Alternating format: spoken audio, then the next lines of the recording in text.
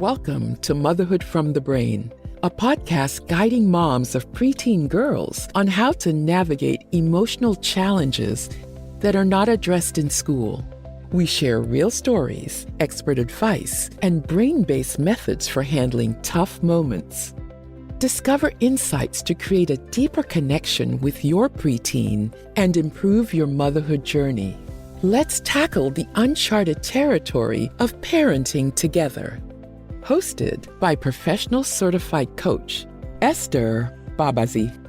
Good morning, moms. Good afternoon, good evening, from wherever you're listening in from. Welcome to episode number 5 of the Motherhood and the Brain podcast. I just want to apologize. There is a storm here. It's been 2 days of the wildest winds I have experienced. I normally record by the window, and because of the winds, I can't sit by the window. So I am hiding out in some place, and the sound may not be so good, is not going to be so good today. Not that it is top notch usually, but today it's going to be extra not good. I just want to state a small disclaimer before I begin. I am not a psychiatrist or psychologist or any other licensed mental health worker. On this podcast, Motherhood and the Brain, I just share my experiences and what has helped me improve my emotional, physical, and mental well-being as a mother. Because I know there are many mothers out there who are like me, who think that maybe something is wrong with them, maybe they need medication, maybe, I don't know. They are stuck, they feel stuck, because that is where I was. Or all those years ago, I used to feel stuck. I thought there was something wrong with me. I needed medication. Why couldn't I get this whole quote-unquote motherhood thing right, parenting thing right? And when I figured it out, when I got help, I decided to help other moms. That is the main purpose of this podcast. So in today's episode, we are going to talk about how we sometimes or many times do not see things from our preteens' perspective.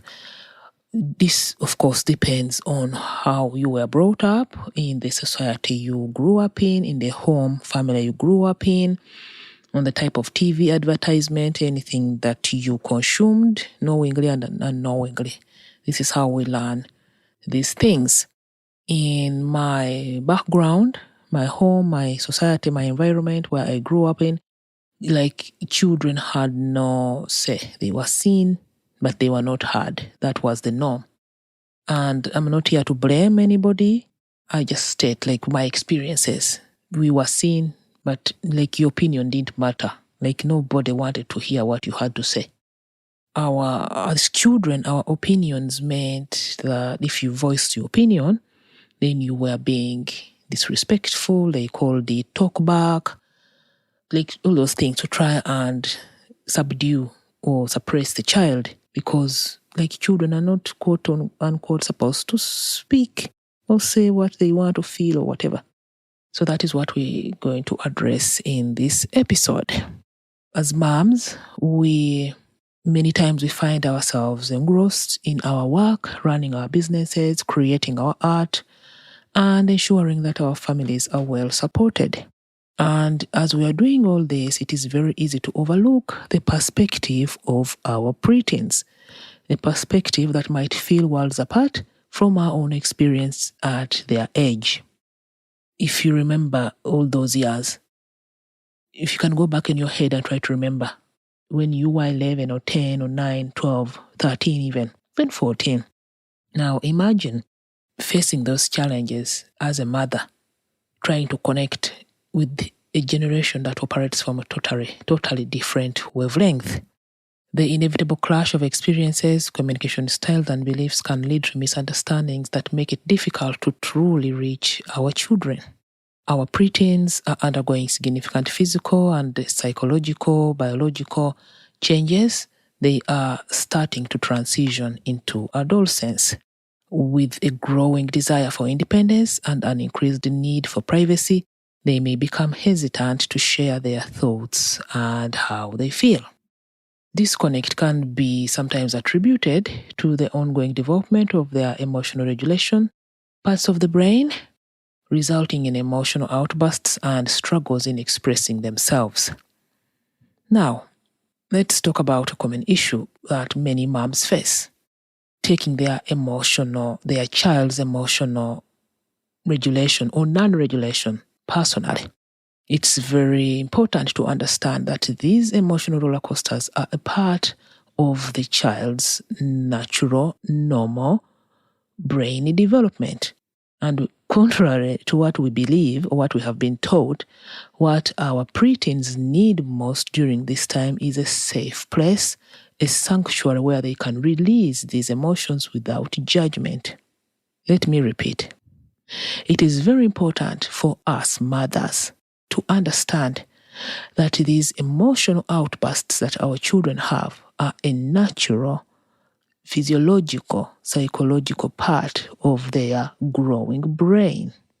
What our children need most during these moments is a safe place, a sanctuary, where they can release these emotions without judgment. And this was a very hard pill for me to swallow. It was like, they say biting a bullet. It was very hard for me to comprehend given my upbringing. Because as a mother or as mothers, our protective instincts kick in, and we naturally want to, like our kids, our children, to follow our guidance as a way of shielding them from harm. In order for us to provide the sanctuary or a safe place for them to have their emotional outbursts, we need to be aware of what we are thinking. And what do I mean by this? If you're a new listener, I kindly ask you to go back and listen to episode number 4. In episode number 4, I talk about how to start being aware of what you are thinking, because as mothers, everything our children do, we take it to mean something about ourselves. We take it to mean that it is a reflection of our parenting skills or lack of parenting skills. So when your child has this, outburst, you make it mean something about you. You make it mean you're failing. You make it mean you're not worth enough mother. Like, how can your child behave like this? What are you doing wrong? And when you are thinking that, when you are in that kind of headspace where you blame yourself for your child's outbursts, you were not able to see the things from a neutral space. From this protective stance, we can clash with our preteens' growing desire for independence. Our communication breaks down when our instincts clash with their need for agency and free will and self-discovery. And the struggle intensifies as they navigate the world independently, prompting concerns about their safety and well-being. There is a delicate balance between expressing concern and appearing overbearing. Appearing overbearing can lead to conflicts. We sometimes become controlling without even realizing it, which might unintentionally stop our children from wanting to do things on their own. We unintentionally adopting an instructive tone when talking to our children. These early years, when they are transitioning into adolescence, is when our preteens start to form their own opinions around the world, is when they start to make sense of things around them. And this is what causes the clashing between us and them, because we have been so used to telling them what to do, what not to do, how to behave, and they reach this stage and they are forming their own opinions, their own inborn ability to form opinions. They are starting to question things. They are starting to upset the balance in our homes. If we have had this balance in our homes, they start to question what you tell them, and that can be pretty upsetting. I found that very upsetting, and I took it to mean things about me. I took it to mean, like I said earlier, I took it to mean that maybe I was not doing a very good job. And this is what I referred to in the beginning in my society, in the home where I grew up. This is what they meant by talk back and being disrespectful. But if you really think about it, do you want a child who is like some sort of pushover? Do you want a child who is like some form of robot who you will just tell anything and they will do it? Let's say you want a child like that. Can you imagine what kind of future you are setting them up for? Like, people who are pushovers in this world, do you think they get anywhere? If all that matters to you is doing what other people want, like you never listen to your own needs, you never pay attention to what you want, you never pay attention to anything in your life, all you are preoccupied with is doing what other people want. This is what we unintentionally do. When we want our daughters to listen, and do, listen is in like quotes, when we want our daughters to listen and do as we ask, like without resistance, without them voicing their opinion on the matter, we are unintentionally setting them up for being pushovers. We are unintentionally setting them up for being, I don't know, what people call a doormat, what people call people pleasers. I think you see the word people pleasers everywhere now on social media. People are using that word very often now. This is how people are set up to be people pleasers, because they are not used to saying what they want. They are so used to doing what they have been told, even though deep down they know that they don't want to do whatever they are being told to do. But because that is what they know, they end up doing it and they don't feel good.